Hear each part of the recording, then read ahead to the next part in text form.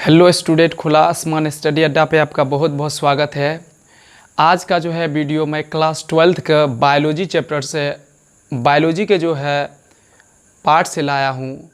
ये जो है आपको इससे पहले मैंने एक बीमारी के बारे में बताया था, वो मैंने बताया था एड्स के बारे में। आपको क्लास 12th में रोग से संबंधित 6 से 7 प्रकार के प्रश्न पूछे जाते हैं। उसमें से मैंने आपको एड्स के बारे में पिछले वीडियो में मैंने बताया है, आप जाके मेरे चैनल पे जाके देख सकते हैं। और आज जो मैं बताने वाला हूँ वह मलेरिया रोग के बारे में है।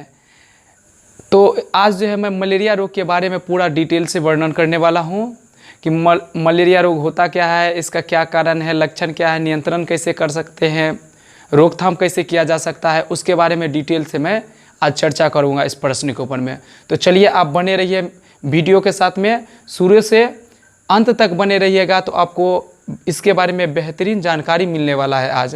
क्योंकि आजकल ऐसा समय चल गया है कि जहाँ तहाँ कूड़ा करकट फेंके रहते हैं, हमारे आसपास में छोटे छोटे गड्ढे रहता है जिसमें पानी जमा होता है, और उस पानी में ही ये मादा एनोफिलीज नाम के जो होता है मच्छर पनपते रहता है, वही काटने से जो होता है मलेरिया रोग फैलता है हम मनुष्यों को। तो चलिए इस वीडियो को मैं पूरी डिटेल के साथ में स्टार्ट कर रहा हूँ। तो देखिए प्रश्न आपका है कि मलेरिया रोग के कारण, लक्षण, नियंत्रण एवं रोकथाम का वर्णन करें। यानी कि मलेरिया रोग के क्या कारण है, लक्षण क्या है, नियंत्रण इसका कैसे किया जाता है, रोकथाम हम लोग कैसे कर सकते हैं, इसके बारे में मैं वर्णन करने वाला हूँ आज। तो पहला आपका है क्या, तो मलेरिया के बारे में जान लेना है कि मलेरिया क्या होता है। तो देखिए मलेरिया के बारे में, मलेरिया को अंग्रेजी में इस प्रकार मलेरिया लिखा जाता है, देख लीजिए आप आगे इसमें कि मलेरिया एक प्रोटोजोआ प्लाज्मोडियम के विभिन्न प्रजातियों जैसे वाइवैक्स, ओवेल, फैल्सीपेरम एवं मलेरियाई द्वारा होने वाला रोग है। इसमें यह कहना है, इस प्रश्न में कहने का मतलब यह है कि मलेरिया रोग को फैलाने वाला कौन है वाहक। तो मलेरिया रोग को फैलाने वाला आपको प्रोटोजोआ प्लाज्मोडियम, और प्लाज्मोडियम में भी उसका कई प्रकार होता है, जिनमें से मैंने ब्रैकेट में आपको लिखा है वाइवेक्स, ओवेल, फैल्सीपेरम एवं मलेरियाई। ये आपको प्रोटोजोआ प्लाज्मोडियम का भी 4 प्रकार हो जाता है। इसके बारे में सब अलग अलग प्रकार में अलग अलग वर्क करता है इसमें। जैसे कि ये होता है आपको वाइवैक्स जो होता है, इसमें जो होता है 48 घंटे में जो होता है बुखार, 48 घंटे के बाद बुखार आ जाता है। उसके बाद ये होता है ओवेल होता है, इसमें भी 48 घंटा में बुखार होता है, परंतु 48 घंटा में अनियमित रूप से कभी भी बुखार आ सकता है आपको। फिर आपको है फैल्सीपेरम है, इसी तरह को ये इसमें क्या होता है, तो इसमें भी आपको है, इसका फिक्स नहीं है कि ये 48 घंटा में होगा कि 1 घंटा में होगा। इसमें फैल्सीपेरम में अनियमित रूप से कभी भी बुखार आ सकता है। इसमें बुखार जब आता है तो शरीर में बहुत ठंड लगती है और कंपन जैसा महसूस होता है। और मलेरियाई, ये जो मलेरियाई है, मलेरियाई से जो होता है आपको 72 घंटा में अर्थात 3 से 4 दिन के बाद में जो होता है बुखार दोबारा आता है। तो कहने का मतलब है कि प्रोटोजोआ प्लाज्मोडियम का जो ये चारों रूप है, तो इस चारों रूप में जो होता है अलग अलग व्यक्ति में प्रभाव डालता है। तो चलिए हम आगे फिर देख लेते हैं क्या है। यह परजीवी, कहने का मतलब प्लाज्मोडियम के बारे में बोल रहा है कि यह परजीवी मनुष्य के यकृत एवं लाल रक्त कोशिका में पहुंचकर मलेरिया रोग को फैलाता है। इसका मतलब यह है कि प्रोटोजोआ प्लाज्मोडियम के जो विभिन्न रूप है, इसका विभिन्न प्रकार जो है, ये किसी मनुष्य का जो है यकृत और लाल रक्त कोशिका में मिलकर के ये मनुष्य में जो होता है मलेरिया रोग को फैलाता है। चलिए अब मैं इसके कारण के बारे में जान लेता हूँ कि इसका कारण क्या होता है। तो चलिए देख लेते हैं यहाँ पे मलेरिया रोग के कारण। जब संक्रमित मादा एनोफिलीज मच्छर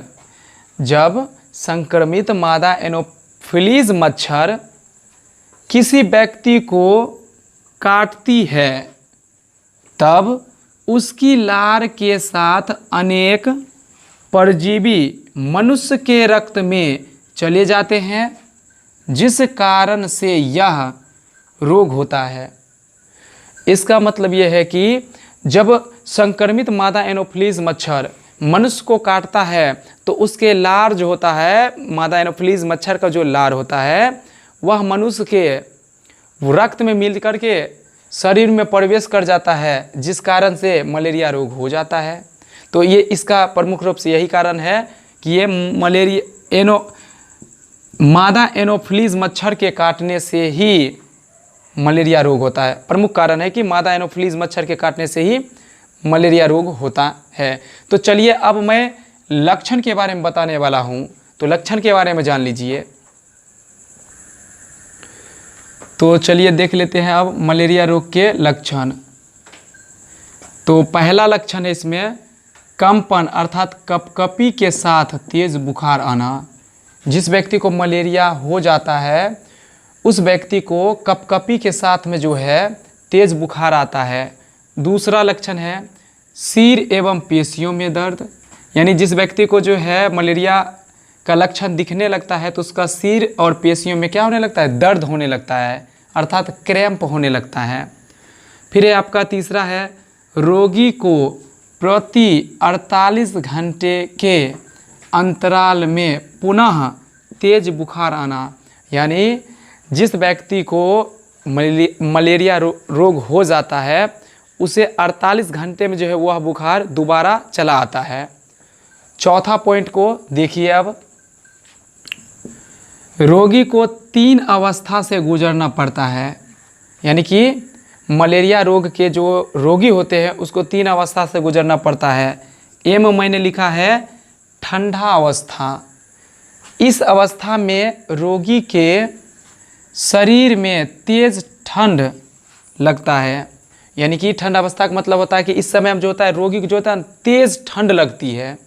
फिर बोल रहा है गर्म अवस्था। इस अवस्था में रोगी को जोर से सिर दर्द एवं तेज बुखार, वो जो बुखार होता है लगभग में 105 डिग्री फ़ारेनहाइट के आसपास का बुखार होता है, वो जो तेज बुखार होता है उस समय। तो इस समय मतलब ये जो होता है इस अवस्था में रोगी को जोर से सिर दर्द एवं तेज बुखार आता है, और ये बुखार लगभग में 105 डिग्री फ़ारेनहाइट का होता है वो बुखार। आगे देखिए है सी में लिखे हैं, अर्थात तीसरा है पसीना अवस्था।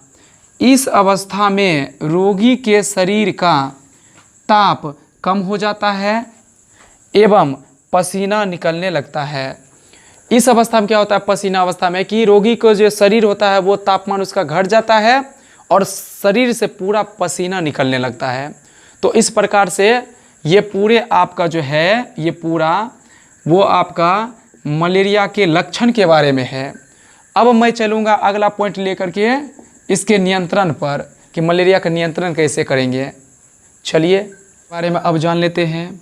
तो देखिए यहाँ मलेरिया से पीड़ित व्यक्ति को कुनैन की दवाई देनी चाहिए जो सिनकोना पेड़ की छाल से बनाई जाती है। यानी जिस व्यक्ति को मलेरिया हो गया है उसे कुनैन का जो है दवाई देना चाहिए, और ये जो कुनैन के जो दवाई तैयार किया जाता है वो सिनकोना पेड़ की छाल से बनाई जाती है। तो आगे देख लेते हैं आगे क्या है इसमें। आगे है कि central drug research institute Lucknow, अर्थात लखनऊ में स्थापित, हमारे भारत के लखनऊ में स्थापित सेंट्रल ड्रग रिसर्च इंस्टीट्यूट में जो वैज्ञानिक यानी कि वहाँ के वैज्ञानिक ने अंटेमीसिया नामक पौधे से अर्टीथर नामक पदार्थ को निकाला है जो मलेरिया रोग की दवा का कार्य करता है। यानी कि हमारे जो central drug research institute Lucknow के जो वैज्ञानिक हैं उन्होंने अंटेमीसिया नामक पौधे से अर्टीथर नामक पदार्थ को निकाला है जो मलेरिया की दवा का कार्य करता है। तो अब इस प्रकार से आप जान गए मलेरिया रोग के नियंत्रण। एक बार मैं रिपीट कर देता हूँ, देख लीजिए ध्यान से। मलेरिया से पीड़ित व्यक्ति को क्विनैन की दवाई देनी चाहिए जो सिनकोना पेड़ की छाल से बनाई जाती है। Central drug research institute Lucknow के वैज्ञानिक ने अंटेमीसिया नामक पौधे से अर्टीथर नामक पदार्थ को निकाला है जो मलेरिया रोग की दवा का कार्य करता है। तो चलिए इस प्रकार से अब मैं लास्ट बिंदु जो है रोकथाम पे चलता हूँ। रोकथाम के बारे में कि मलेरिया रोग को कैसे रोकथाम करेंगे। तो अब देख लेते हैं लास्ट बिंदु को, मलेरिया रोग के रोकथाम। रोकथाम हम लोग किस प्रकार कर सकते हैं उसके बारे में जान लेते हैं। पहला पॉइंट है इसका, पहला बिंदु, मनुष्य को मच्छरदानी के भीतर सोना चाहिए। हम मनुष्यों को जो है मच्छरदानी के भीतर में यदि सोते हैं तो मलेरिया का मच्छर हमें काट नहीं पाएगा और हमें मलेरिया रोग नहीं हो सकता है। दूसरा पॉइंट है, मनुष्य को अपने शरीर के खुले भागों में, यानी जब मनुष्य रात में सोता है जो खुला भाग होता है वहाँ पे जो है मच्छर निरोधक क्रीम या सरसों का तेल लगाना चाहिए। यानी जो रात में हम सोते हैं जो खुले भाग है वहाँ पे आप मच्छर निरोधक जो होता है क्रीम या सरसों का तेल लगा के सो सकते हैं, जिससे वह मलेरिया के जो मच्छर होते हैं वो नहीं आपको काटेगा और मलेरिया रोग नहीं हो पाएगा। तीसरा बिंदु है, हमारे आसपास के जगहों में डीडीटी या फ्लीट का छिड़काव करना चाहिए। यानी हमारे आसपास में क्या करना चाहिए, सरकार भी अभियान निकालता है, वो समय पर साल भर में एक बार जो होता है हमारे घरों में वो डीडीटी या फ्लीट का छिड़काव करता है, जिससे मलेरिया के जो है मच्छर नहीं पनपते हैं। आगे देखिए लास्ट पॉइंट अर्थात चौथा पॉइंट है आपका, हमारे आसपास जहाँ छोटे छोटे गड्ढों एवं नालों में पानी जमा हो वहाँ केरोसिन तेल का छिड़काव करवाना चाहिए। यानी हमारे आसपास में जो होता है छोटे छोटे नाले एवं गड्ढे हैं वहाँ पर जो होता है केरोसिन तेल का छिड़काव करने से मलेरिया के जो परजीवी होते हैं वही नष्ट हो जाता है। अर्थात मलेरिया के जो मच्छर होते हैं उसका वृद्धि रुक जाता है, वो नष्ट हो जाता है, जिससे मलेरिया रोग थम जाता है अर्थात रुक जाता है। तो आज हम स्टूडेंट इस प्रकार मैंने मलेरिया रोग के कारण, लक्षण, नियंत्रण एवं रोकथाम के बारे में बता दिया है डिटेल से। आप इसे एक बार में यदि आप नहीं समझे हैं तो वीडियो को दोबारा देख लीजिएगा, इसे अच्छे से समझ लीजिएगा, क्योंकि क्लास 12th के जो है बायोलॉजी में जो है मलेरिया रोग हो, एड्स हो, क्षय रोग हो, इस तरह से लगभग 5 से 6 रोग ऐसे हैं जो आपको उसी 5-6 रोग में से एक 5 नंबर का प्रश्न के रूप में बिहार बोर्ड में 2022 में ज़रूर मिलेगा आपको। तो अभी मैंने रोग के बारे में 2 करवाया है, एड्स के बारे में, मलेरिया रोग के बारे में। आगे नेक्स्ट मैं दूसरे रोग के ऊपर में वीडियो बनाऊंगा। आज के लिए इतना ही, चलिए जय हिंद।